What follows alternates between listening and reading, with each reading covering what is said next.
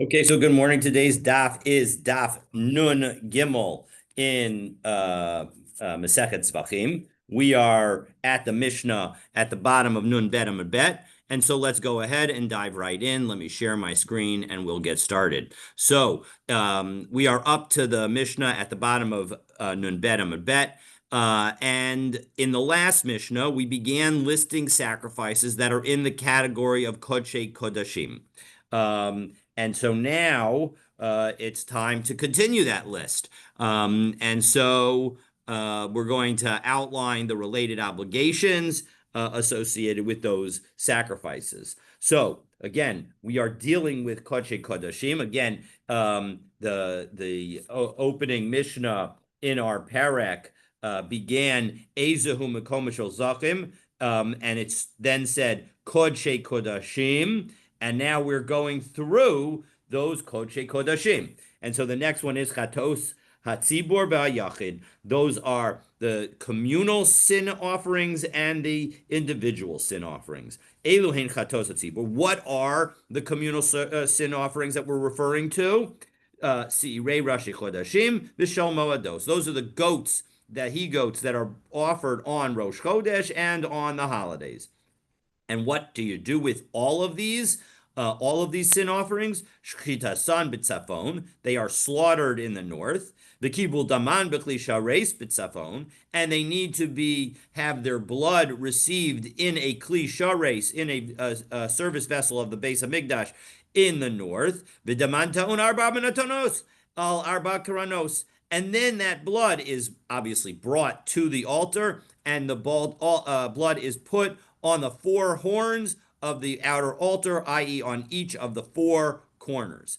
Ketzad, how does this happen? As we turn to Nun Gimel Amud Aleph, Allah Bakevesh, you go up the ramp, namely the Kohen goes up the ramp, Ufana L'Sovev, and he turns onto the ledge. Now, this Sovev is a ledge that is at the height of 6 amot, and basically the altar has an indentation there of 1 amma thickness, and that creates the ledge around which the Kohen would go traveling. And now uvalo lekeren dromis mizrachis, he's traveling counterclockwise. He makes effectively a right turn, and then comes to the first corner, which is the southeastern corner, Mizrachis Tzifonis. Then he goes to the northeastern corner, Tzifonis Marabis. He goes to the northwestern corner, Marabis Deromis, and he goes to the southwestern corner. And obviously, he's applying blood on each of the horns, the amma by amma by amma, amma cube that is raised in each of the corners of the altar, and he puts the blood on that corner. We're going to discuss where on that corner he's going to place the blood in just a moment. Shiarei hadam, the leftover blood, hayashofech al yesod diromit. He would toss the rest, pour out the rest of the blood that he didn't need any longer because he'd made the 4 applications. He'd pour it out on the base of the altar on the southern side of the altar. The ne'achalin, and now the parts that get eaten, as opposed to the parts that are put onto the mizbeach, those parts ne'achalin lifnim min, they have to be eaten inside the curtains. Now, one second, are there really curtains in the Beis Hamikdash? There were curtains in the Mishkan, but not in the Beis Hamikdash. And so Rashi explains 1, 2, 3, 4, 5, 6, 7, 8, 9, 10 lines down in the Rashi, and last word on the line. Lifnim min hakloim. You have to be eating the chatas offerings. The Kohanim are going to eat the chatas offerings within the curtains. What does that mean? Why is it said that way? Lefisha b'mishkan hayu kloim.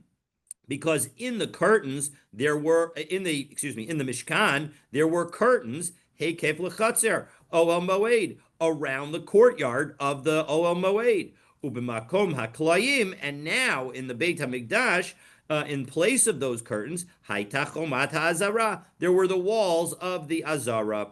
B'bayit Shlomo Beit Olamim, whether it's in the house that Shlomo built or in the second Beit Hamikdash, ubechatas ksiva.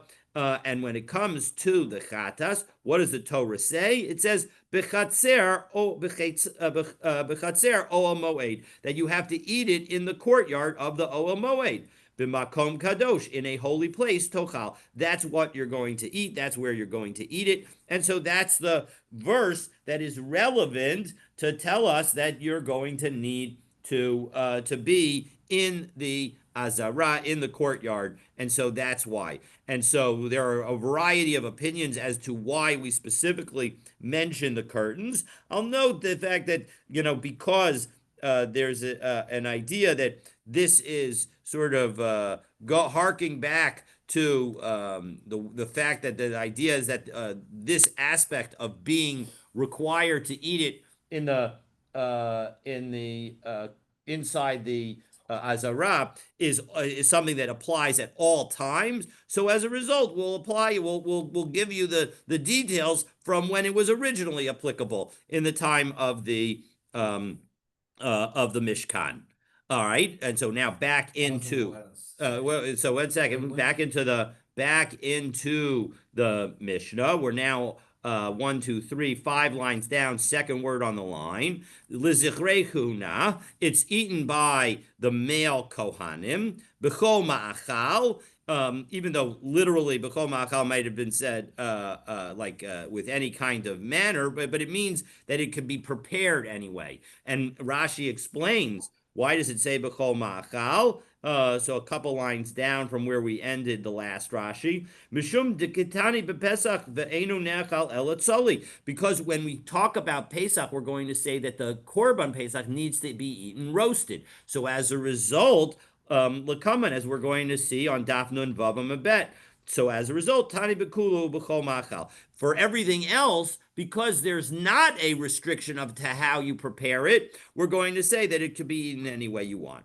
Liyom v'layla al chatzos, and it can be eaten for one day and that night until midnight. Okay, so that's our Mishnah. So the Gemara begins by Hechi Ovid. What did he do? Meaning, how exactly did he apply the blood? As Rashi says, first Rashi on the Gemara, 1, 2, 3, from the bottom of the narrow lines, it's 6 lines up. Hechi Ovid matanas etzba bekeren. We know from what we've said before in connection with the Korban Chatas is that the Kohen Gadol is going to use his pointer finger to put blood on the 4 corners. So exactly how did he go about that process? So Rabbi Yochanan, Rabbi Elazar, and Rabbi Elazar have a disagreement about this. Chad Amar notein ama elach va'ama elach. At each corner, you take a look at the literal corner, right? At the literal corner where the 2 edges meet at the sharp corner, and you can go 1 amma in either direction. Because after all, the corner horn itself was an amma by an amma. So you could go anywhere as long as you're underneath the edges of that horn, you're going to be okay. B'chad amar mechate v'yorid keneged chudo shel keren. And the other one says, no. You're not, it's not that liberal. You need to go only on the edge of the altar itself. That's where the blood would have to go. And of course, by putting the blood, and so that would be where it would need to go. Now, we're going to say that this machlokas that we just said, does it have to be within an amma of the edge, or does it have to be on the edge literally, is not talking about when you put it on the horn itself, on the 1 amma by 1 amma by 1 amma raised portion of the corner of each of the corners of the altar. If you put it there, you could put it anywhere on that horn.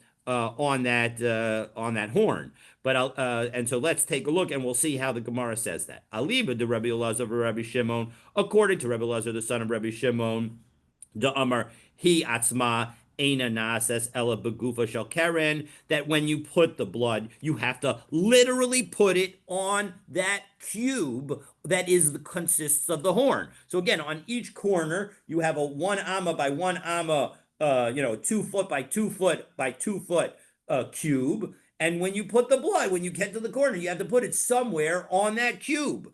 So there, the kuli amalo pligi. Nobody is arguing in that situation, meaning both Rabbi Yochanan and Rabbi Lazar would say anywhere you put it on the item itself, on the horn itself, that's clearly going to be okay. Ki pligi, who do they argue like? Who are they arguing based on? Aliba de Rebbe. They're arguing according to Rebbe because Mar Savar, that and what Rebbe says, that no, the blood does not have to be put only on the horn itself, even though the Torah says it gets put on the horn. Even below the horn is okay also, as we will see shortly. And in that debate, one person says, Ama Elach, but Ama Ela Keneged Karen, who, that look, if you look at the corner and you have this cube on this corner, and now you look down from that corner, the first Amma on each side of the corner is going to be underneath the horn, because the horn is an amma by an amma. So 1 amma from the corner will still be beneath the horn itself. And so as a result, that's going to be sufficient according to one opinion. Umar Savar, no. Keneged Chuda in Tfeilo. No, look, if you put it on the horn itself, totally fine, you can put it anywhere. But if you're not putting it on the horn itself, you need to put it on the literal corner of the Beis Hamikdash. So, Meisvei, I'm going to ask you a question. Chatos atzibur v'yachid. When it comes to the communal and personal sin offerings, Ketzad matan daman, how do you deal with the putting of the blood? Haya ola kevesh ufana l'sovev. So you'd go up the ramp and you turn onto the sovev, onto the ramp, onto the ledge. Uvala l'karen dromis and mizrachim. And you come to the southeastern corner. V'tovo be'etzba'o yayimanis, and you take your right hand finger from your right hand, and you use the most dexterous finger, the one that's most capable, namely your pointer. Min hadam mizrak, and you take the blood from the basin. V'chomer begudalo, and milamala, and you use your thumb from above. The etzba'o ketana milamata, and you use your pinky from below. And so you create a three-pronged effort to try and make sure that the blood is right there on the tip of your finger. And then and then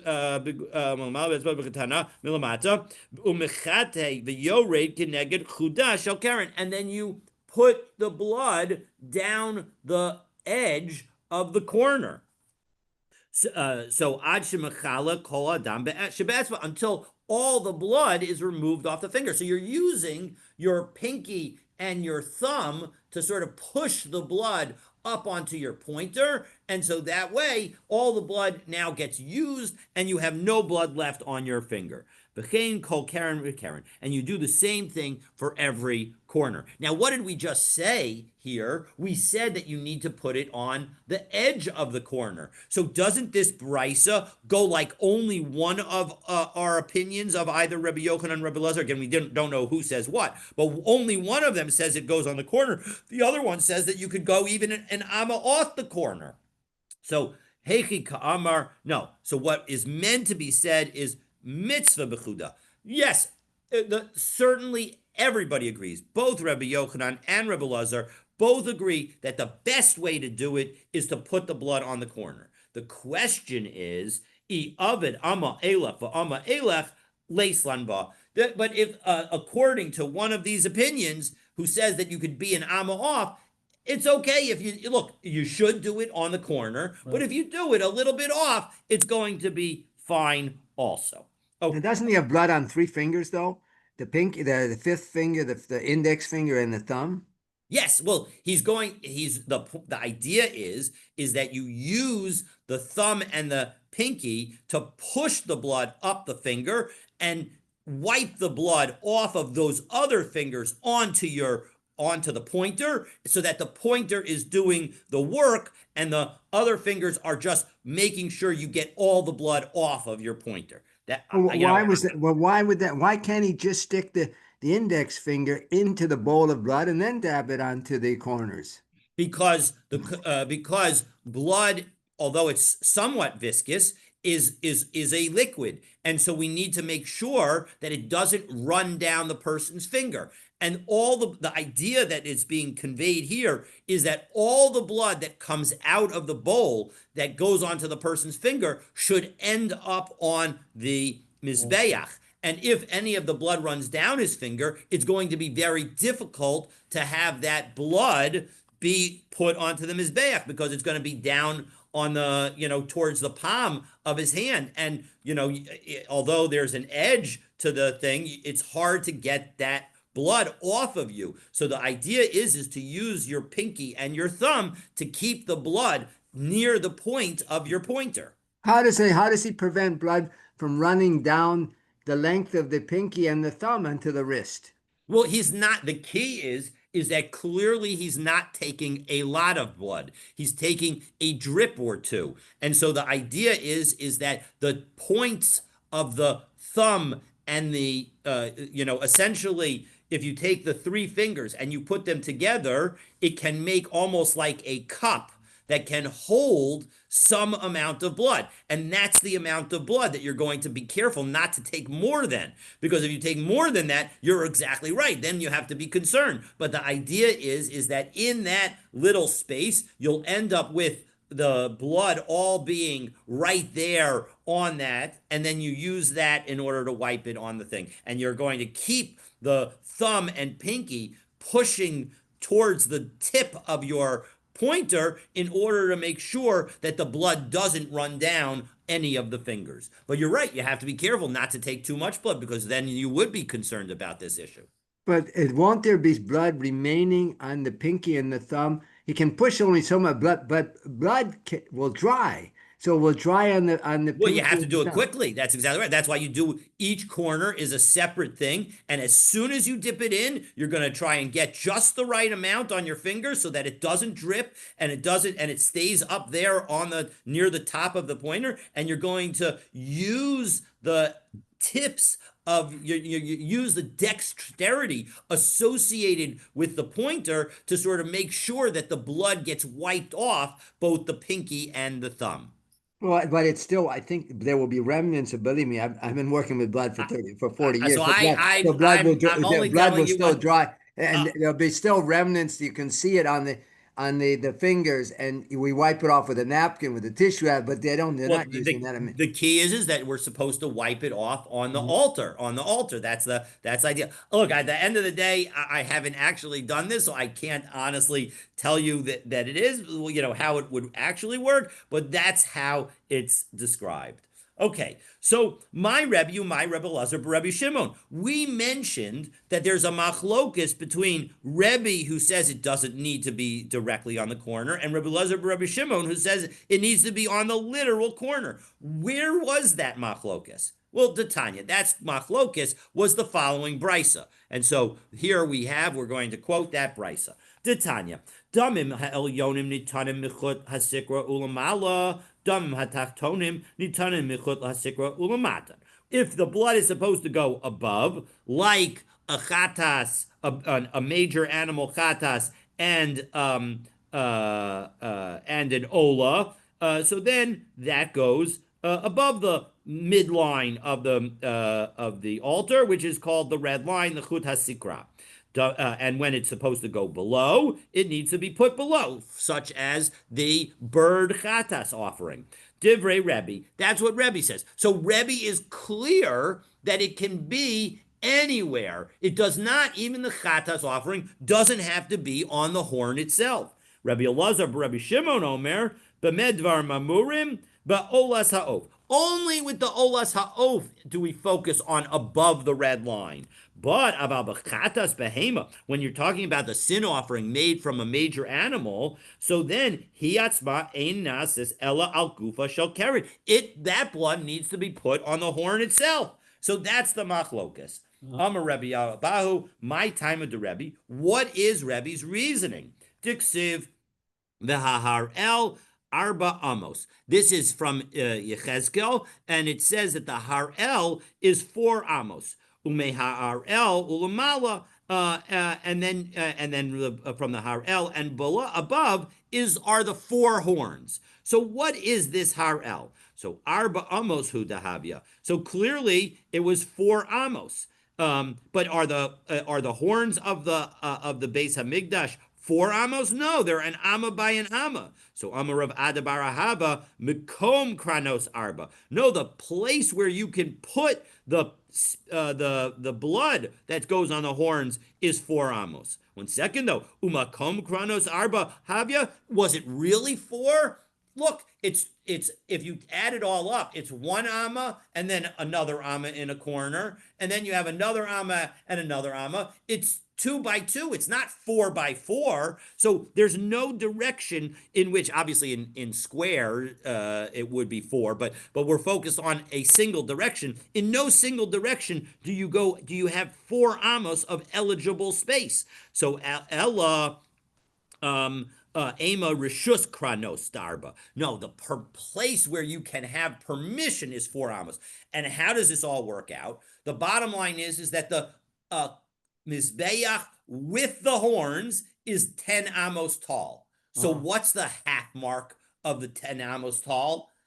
5, exactly. Stan raised his hand with 5 fingers. So right, half of 10 is 5. So what you have is you have a red line at the 5 amma level. Above that, you have 4 amos of non-horn plus 1 amma of horn. So what it's telling us is that the 4 amos on the corner that is not horn is the makom of putting blood. That is how Rebbe understands those psukim in Yechezkel, and that is therefore how he understands that we can not just put the blood on the horn itself, but can put the blood below the horn, either on the edge or within an amma of the edge, depending on the Amora opinion. Well, this is height.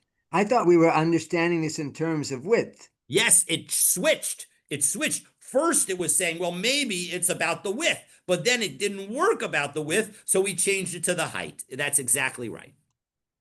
Okay, so Tanana Hassam. So now we have, having just cited a brisa that referenced the red line, we quote a Mishnah in Midot, Mishnah Perek Gimel, Mishnah Aleph, that describes the red line in slightly greater detail so that we see exactly what it is. Tanana Hassam, Chut Shel Sikra, Chogro Be'emsa. The line of red is going to circle the altar at its midpoint. Lahavdil ben damim ha'elyonim ledamim ha'taktonim. And it does exactly what we've been saying all along. It separates the blood that goes above the line from the blood that goes below the line. So minahani mili, how do I know that there's supposed to be this chut hasikra?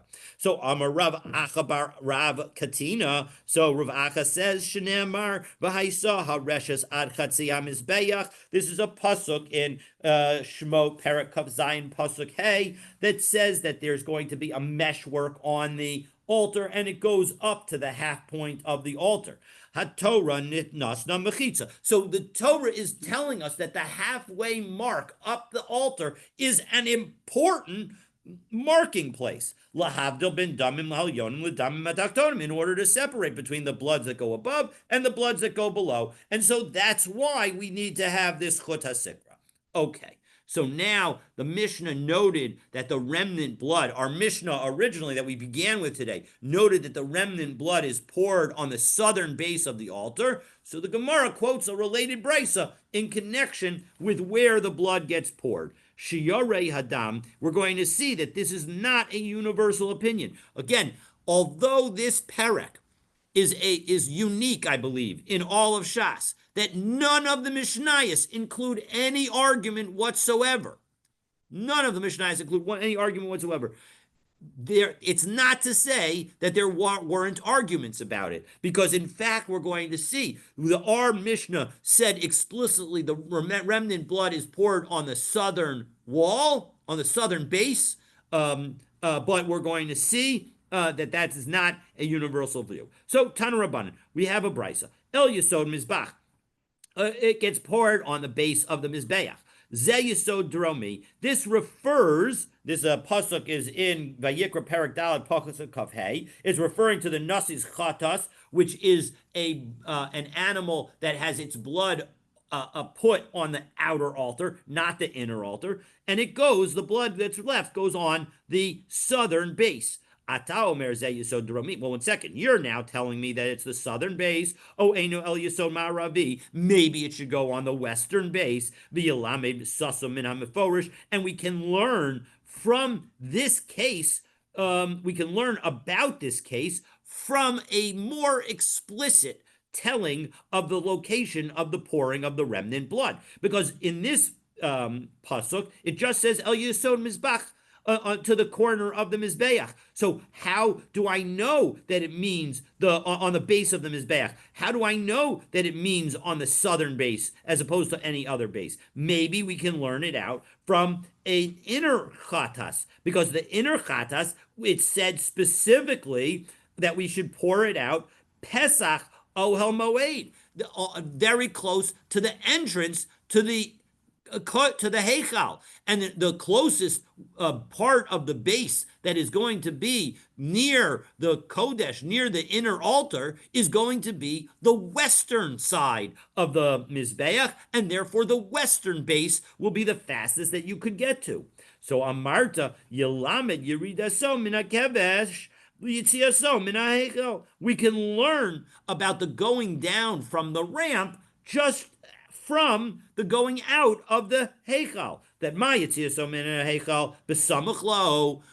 what do we say that you have to do when you leave the inner when you leave the Heichal, when you leave the Kodesh, you have to pour out the blood at the closest place on the Mizbeach, on the base of the Mizbeach. So af yiridaso min hakevesh b'samachlo. So when you go down the ramp, which is on the southern side of the Mizbeach, so you're going to pour out the blood on the closest base to it. Well, that would be the base that's on the southern side of the altar. So that makes total sense. So that's the basis of saying El Yisod Mizbach, means that when you go and you do the pouring out of a sacrifice's blood that is put on the outer altar, you put it on the southern part of the Mizbeach, on the southern base of the Mizbeach.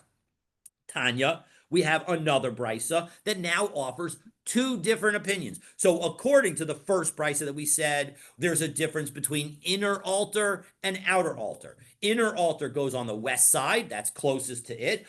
Outer altar goes on the southern side, that's closest to the ramp. So that's all great. But now we have two more opinions. Rabbi Yishmael, Omer, Zevazeh Yisod Ma'aravi. No, both of them are on the western side.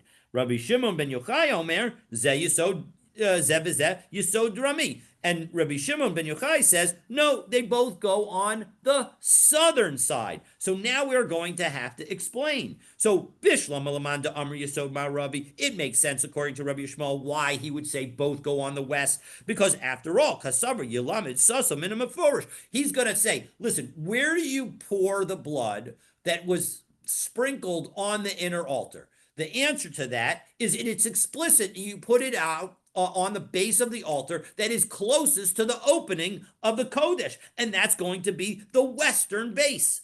So, and since we know exactly where that blood gets poured, the Shirayim blood gets poured, so we'll say all Shirayim blood gets poured on the western base. That all makes total sense. But El Lamanda Amr Yisod Drami. But according to Rabbi Yishimon ben Yochai, who says that it gets poured on the southern base, my timer, what's his reasoning? So Amar of Asi, Kasavar Haitana, Kule Mizbech but Safon Kai.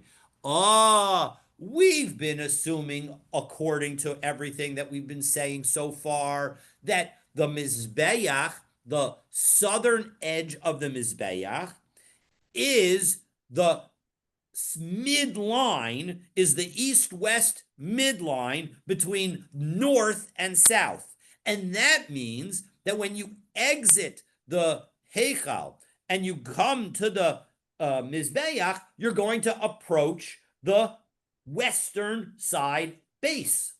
But Now we're going to say the person who's saying this, Rabbi Shimon ben Yochai, is going according to the version that says, where was the altar? The altar was all north, and it was the southern edge of the altar was opposite the northern edge of the door to the Heichal. And so as a result, when you left the Heichal, the first base that you would get to is the southern base. You would actually have to step north. You'd have to make a left turn and do a diagonal in order to get to the western base. And so as a result, that's going to be the closest place, and that's going to be the basis. Okay, Lishna. Where was that again? And that was a little confusing. Where would it would be to the northern? I'm going to explain it over again because Lishna Achrina, because maybe this will make it even easier. Another way to phrase the answer, Kule Pasach Bidaram Kai, that the entire entrance to the Heichal was south of the southern edge of the Mizbeach. So if the entire Mizbeach is north of the entrance, then the first part of the Mizbeach that you come to, if you go the shortest possible route to the Mizbeach, is the southern base. And so that's what it's saying. So according to Shimon ben Yochai, Rabbi Shimon ben Yochai, what he's saying is, look, I agree with everything we've said, that you always have to go to the closest place to do the pouring.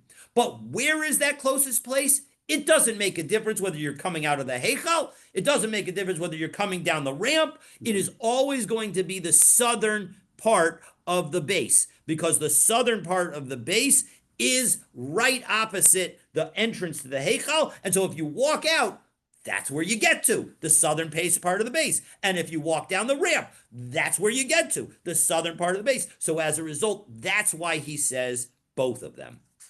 Okay, is that a little clearer? Yeah, so the entire Mizbeach is in the northern section. It's north Correct. of that line. Even some of the ramp would be north of the midline, and therefore north of the in the northern side of the Azara. Okay, but now we're going to hear that in fact Rabbi Shimon ben Yochai changed his mind. Tana debei Rabbi Yishmael, a Tana taught in the yeshiva of Rabbi Yishmael, but Rabbi Shimon ben Yochai omrim, that actually what Rabbi Shimon ben Yochai said, Zev v'zeh yisod ma'aravi, really everything is on the western side, meaning he does not in fact hold of the person who of the fact that that the altar was actually north of the entrance to the Heichal, but rather he holds, as we've been saying all along, that it's on the midline. And so as a result, it's immediately accessible. You can get to the western side first. And in fact, he says that you learn the outer blood from the inner blood, and just as the inner blood goes on the western side, so too the outer blood does. And so Zev v'zeh yisod ma'aravi, the simanech, and the way that you can remember it is mashchu gavre legavra, that the men of Rabbi Yishmael's yeshiva dragged Rabbi Shimon ben Yochai to come to their position. Again, neither of these positions, neither Rabbi Shimon ben Yochai nor Rabbi Yishmael, are consistent with our Mishnah. Our Mishnah said that in fact it goes on the southern end. And so that's worth noting. But the bottom line is, I think that we actually paskin that it would go on the southern end. At least that's how the Rambam would conclude. But nonetheless, we have additional opinions highlighting the point that I made at the beginning, that even though the Mishnayos don't have machlokot, that we do have machlokot about the topics in the Mishnayos. So that brings us to the next Mishnah. So with the Mashka Gavri, the Gavri, they're following Rabbi Shimon ben Yochai, or Rabbi Shimon ben Yochai was convinced to go over to the opinion of Rabbi Yishmael and his yeshiva. Oh, okay. With Rabbi Yishmael, he followed Rabbi Exactly. Yishmael. He follows in the end, he goes with Rabbi Yishmael, who says everything goes on the western side. All right, Ha'ola Kodshe Kodshim. Ola is considered koche kachim. Shchita sam b'tzafon, and it gets slaughtered in the north. V'kibul damam b'chli shares b'tzafon. V'daman ta'un shtei matano shehein arba, and it gets two, and its blood is received in the north, and its blood gets two applications that are considered like four. Uta'una hafshet v'nituach, and then it gets skinned and dismembered v'chalil ishim, and it gets burned completely. So Ola my, so now the Gemara says, Ola my taima tanile koche kodshim.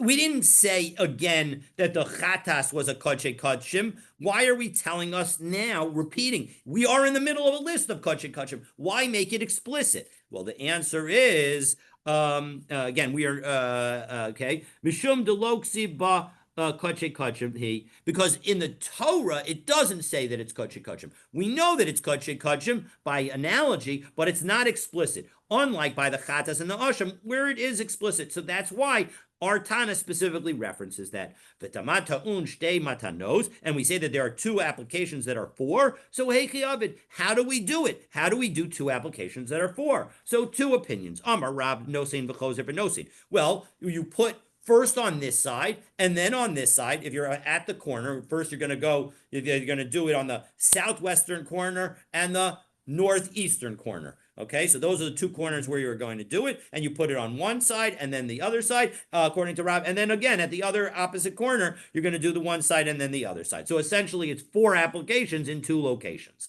Ushmuel Amar, no, matana achas kamin gamma notain. No, you throw it against the corner, and as a result, it spins out to this way and it spins out to that way, and you end up with something that looks like a gamma, which is a vertical line and a horizontal line.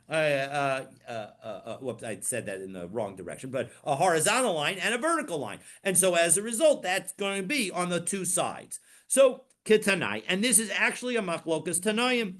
Yachol Yizra Kenut Zrika Achas. I might have thought that only one toss of blood is sufficient. Talmud Lomer Saviv. So that's why the Torah specifically says that the blood needs to be put all around the altar.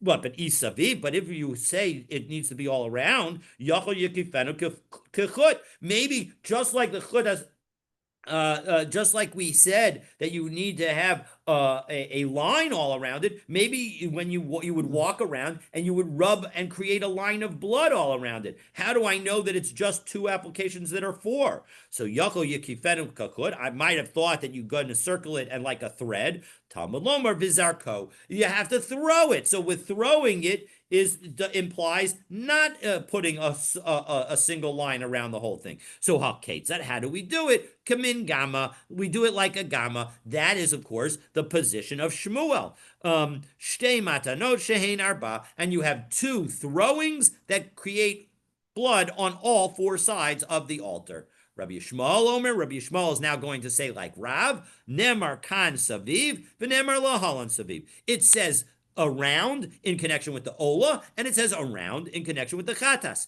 Malahalan Pisak for Arba Matanos. When it comes to the Korban Chatas, it means four distinct applications because you're going to put it on all four corners.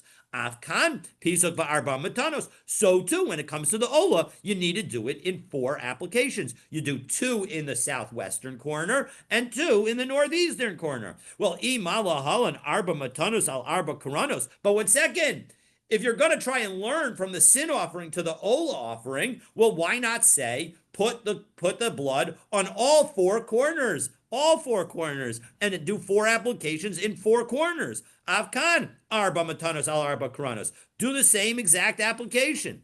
No, Amarta, you can't say that. I can respond to you, ola te'una yesod. Unlike the chatas, which goes on the horn on the southeast corner, which does not have a base next to it, underneath it, the blood of the ola needs to only go where there is a base underneath it. Karen Mizrachas Duromis Lo Haya Lala Yisod, and the southeastern corner doesn't have a base, so you can't go to every corner.